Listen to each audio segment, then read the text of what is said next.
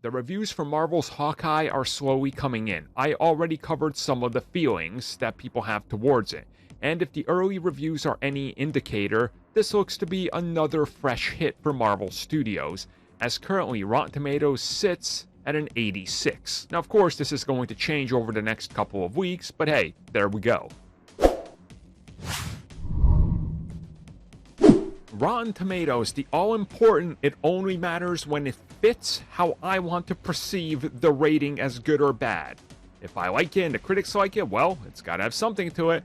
If I like it but the critics don't, well, the audience score is the one we watch. That's typically how it goes. Or however you do mental gymnastics. Either way, though, being in the 80s, let's say an 84 or an 85, 86, 82, depending on when you refresh it after this goes up, if it's somewhere in there, that's pretty good.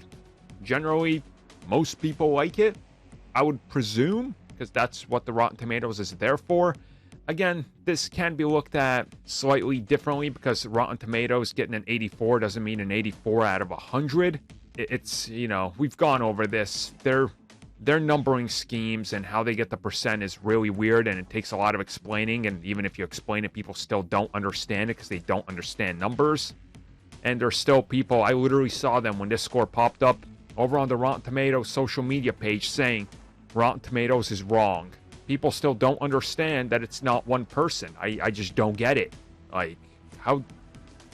Either way, though, if Rotten Tomatoes matters to you, maybe this will make you want to watch it more, but if you're already committed to Disney Plus and the MCU, you're going to watch it regardless of what Rotten Tomatoes says, as is evidenced by the Eternals and the box office predictions, because it doesn't look like it slowed anything down at all, which can only be a good thing, I would assume.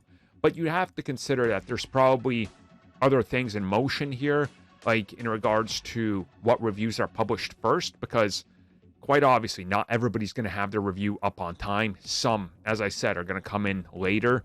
And as most people point out, Rotten Tomatoes TV reviews are, well, they're all over the place, right? How many times have we seen, hey, this new season of The Flash or Batwoman, boy, has a 98%. Yeah, but who's reviewing it? And then you check, it's like 4 outlets, and they're like, DC fan podcast Flash. Oh, yeah, that makes sense. Right? So, again, look, it's just reviews at the end of the day. Take them if you want them. Don't. It doesn't matter. Just go enjoy whatever you want.